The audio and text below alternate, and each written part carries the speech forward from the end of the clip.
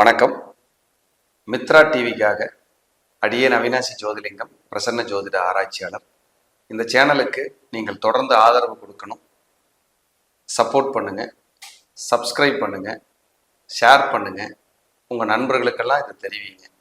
இதில் ஜோதிடம் சார்ந்த, ஆன்மீகம் சார்ந்த நல்ல கருத்துக்களை உங்களுக்காக பதிவிட காத்து கொண்டிருக்கிறோம். 2024-25க்கான குரு பயிற்சியை பார்க்க இருக்கிறோம். அதில் தனுசு ராசி அன்பர்களுக்கு புண்ணியம் செய்ததால் இனி நீங்கள் தோற்க வாய்ப்பே இல்லை. இந்த குரு பயிற்சியில உங்களுக்கு நடக்கிற அதிசயம் சார். தனுசு ராசிக்கு 6ல் குரு, 4ல் ராகு, 10ல் கேது, 3ல் சனி, இப்படியெல்லாம் இருக்குது. 6ல் இதில் வேற குரு வேற வருது சார்.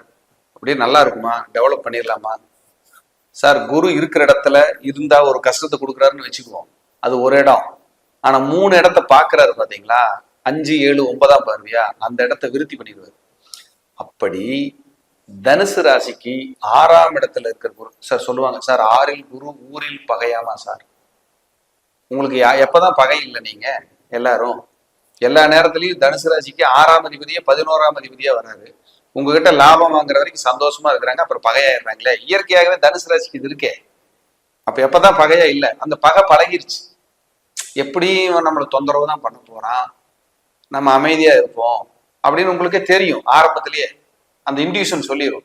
சார் தனுசு ராசியா பிறக்கிறதுக்கு கொடுத்து வச்சிருக்கணும் சார், புண்ணியம் பண்ணிருக்கணும் சார். ஏன் சார் இப்படி எல்லாம் சொல்லிட்டு இருக்கீங்க? 7.5 சனியில நாங்க பட்டப்பாடு அதெல்லாம் இருக்கட்டும். யாருக்கு தான் கஷ்டம் இல்லை? எல்லாரும், கடவுளே ஒரு காலத்துல ஒரு கஷ்டத்தை எல்லாம் அனுபவிச்சிருக்கு, இதெல்லாம் படிச்சிருக்கிறோம் நம்ம. தனுசு ராசி ஏன் தெரியுங்களா புண்ணியம்? காலச்சக்கரத்திற்கு 9வது ராசி. காலச்சக்கரத்திற்கு 9வது ராசி. அந்த 9வது ராசியாக தனுசு வந்ததால் 9ஆம் இடம் தான் பெயர், புகழ், பாக்கியம், அதிர்ஷ்டம், தாய், தந்தையார், குருநாதர் அப்படின்னு சொல்லக்கூடிய 9ஆம் இடம். வெளிநாடு, வெளியூர், பிஹெச்டி, உயர்ந்த கல்வி, உயர்ந்த அந்தஸ்து, முன்னேற்றம் எல்லாமே 9ஆம் இடம். அந்த 9ஆம் இடம், காலச்சக்கரத்துக்கு 9ஆம் இடம் தனுசு. அதுல நீங்க பிறந்திருக்கீங்க தனுசு ராசியா. அப்ப நீங்க கொடுத்து வச்சவரா இல்லையா? கஷ்டம் இருக்கட்டும், நல்லது நடக்கட்டும் ஒரு பக்கம். ஆனா இந்த பிறவி கொடுப்பினை சார். தனுசு ராசியில பிறக்கிறதே புண்ணியம்னு சொல்றேன் சார். 12 ராசிகள்ல அப்படிப்பட்ட ஒரு ஸ்பிரிச்சுவல். தனுசு ராசியில ஒரு கிரகம் இருந்தாலே அவங்க எப்படியாவது கீழே மேல விழுந்து எந்திரிச்சு ஜெயிச்சிருவாங்க. ஜெயிக்காம கிரகம் விடாது.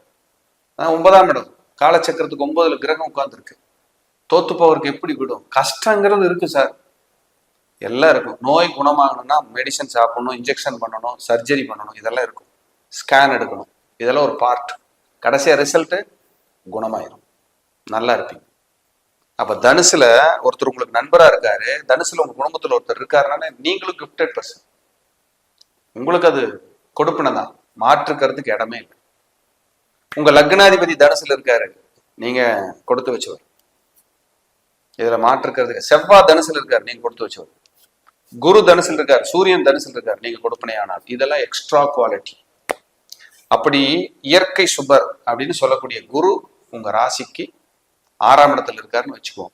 முதல்ல 6ஆம் இடத்துல இருக்கிற குரு 2ஆம் இடத்தை பார்ப்பார். இயற்கை சுபர், சுப கிரகம், நல்ல விஷயங்களுக்கெல்லாம் அவர் தான் பெரிய பலம். அவர் 2ஆம் இடத்தை பார்க்கிறார். 2ன்னா என்ன? வருமானம். கண்டிப்பா காசை கொடுத்துருவாரு, பொருளாதாரத்தை கண்டிப்பா கொடுக்கும். சார் இத்தனை நாள் பணமே வரல சார், இனியாவது ஏதாவது காசு வருமானு கொஞ்சம் பார்த்து சொல்லுங்க சார்னா பணம் வரும் சார். புதிய தொழில் ஆரம்பிக்கிறதுக்கு யுத்திகள் நடக்கும் சார். புதிய தொழில்கள்ல புதிய கடன் கிடைச்சு வளர்ச்சியை நோக்கி பயணிப்பீங்க சார். முன்னேற்றத்தை நோக்கி நிச்சயம் பயணிப்பீங்க, ரொம்ப நல்லா இருப்பீங்க. அந்த குரு 10ஆம் இடத்தை பார்க்கிறாரு. தொழில்ல ஒரு மாற்றம், வளர்ச்சி, முன்னேற்றம். 12ஆம் இடத்தை பார்க்கிறாரு. சுப விரயம், வீடு கட்டுறேன், இடம் வாங்குறேன், கார் வாங்குறேன். இது 12ஆம் இடத்தை பார்ப்பதால் ஒரே ஒரு மைனஸ், அலைச்சல் இருக்கும். நைட்டு தூக்கம் முழிப்பீங்க, ஓட்டமா ஓடணும். இது எல்லாம் இருக்கும். அது இருந்தா தான் ஜெயிக்க முடியும். உங்களுக்கு நம்ம இருந்த இடத்துல எல்லாம் கிடைச்சிடாது. அப்ப ஏதாவது ஓடினா தான் ஜெயிக்க முடியும் அப்படிங்கிறதா விதி. மழை பெய்யணும்னா கூட அந்த மேகம் கடல் நீரை உறிஞ்சணும் கஷ்டப்பட்டு மேல, அதுக்கப்புறம் மழையா பொழியும். அப்போ ஒரு வினைக்கு ஒரு எதிர்வினை உண்டு. ஒரு யோகத்துக்கு நிகரான அவயோகம் உண்டு. ஒரு அவயோகத்துக்கு நிகரான யோகம் உண்டு. இரவு பகல் மாதிரி. அதனால கெட்டது மட்டுமே இருக்குன்னு நம்பாதீங்க, நல்லது இருக்குன்னு நம்புங்க. தண்ணியில தெரியாம விழுந்தா கூட, நமக்கு நீச்சல் தெரியலனா கூட இறைவன் 3 சான்ஸ் கொடுக்குறான் அப்படி போய் போய் வர்றதுக்கு. சொல்லுது இயற்கை அது. அப்ப அதுக்கே ஒரு சான்ஸ் கிடைக்கும் போது, பழக்கப்பட்ட வாழ்க்கையில உங்களை சரி பண்ணிக்கிறதுக்கான வாய்ப்புகளை இறைவன் கட்டாயம் கொடுப்பான். தனுசுக்கு கண்டிப்பா கிடைக்கும். அப்ப அதை நோக்கி நீங்க கரெக்டா விழிப்புணர்வா பயணம் பண்ணுங்கிறது உண்மை. அப்ப என்ன பண்ணணும் அப்படின்னா, 6ஆம் இடத்துல குரு வரும்போது சக்திக்கு மீறி தயவு செய்து கடன் வாங்காதீங்க. உங்க சக்தி என்னன்னு பாருங்க, கிடைச்சிரும். கேட்டா கொடுப்பாங்க. உங்க மேல வச்சிருக்கிற நம்பிக்கை, நாணயம், அவர்கிட்ட கொடுத்தா கரெக்டா கொடுத்துருவாருப்பா அப்படிங்கிற நம்பிக்கை, நாணயம் அது இருக்கும். இயற்கையாகவே நீங்க ஒருத்தர் நேசிக்கிறீங்களோ உங்களுக்கு ஃபேஸ் வேல்யூ இருக்கும். நீங்க போய் நின்னா உங்களை மதிப்பாங்க சார், உங்களை கூப்பிட்டு பேசுவாங்க சார். உங்க வார்த்தைக்கு, உங்க போன் காலுக்கு கண்டிப்பா மதிப்பு இருக்கும் சார். மதிப்பு இல்லாம இல்லவே இல்லை. உங்களை ஒரு அழகு பார்க்கறது, உயரத்துல வைக்கிறதெல்லாம் தனுசுக்கு ரொம்ப சூப்பர். இதுல மைனஸே என்னன்னா, இந்த தனுசு ராசிக்கு மட்டும் குடும்பத்துல உறுப்பினர்கள் இருப்பாங்கல்ல, அங்கதான் உங்களுக்கு கசப்பு ஸ்டார்ட் ஆகும். வெளியில எல்லாம் அப்புறம். அதுதான் வேதனையே. ஊரே மதிக்குது சார். என்ன வீட்டுக்கு வந்தா என்ன சாப்பாடு போட்டு சாப்பிடுறாங்க சார், சாப்பிடுங்கிறாங்க. ஒரு கொஞ்சம் தண்ணி தவிக்குது கொடுங்கன்னா நீ போய் எடுத்துப்பாங்கிறாங்க. பாட்டில் இருக்கு எடுத்து குடிக்கிறாங்க சார். என்னமோ ஒரு மாதிரியா இருக்கு சார். இது இவங்களுக்குள்ள மனக்குமுறல். இது எல்லார் வீட்லயும் இருக்கும்.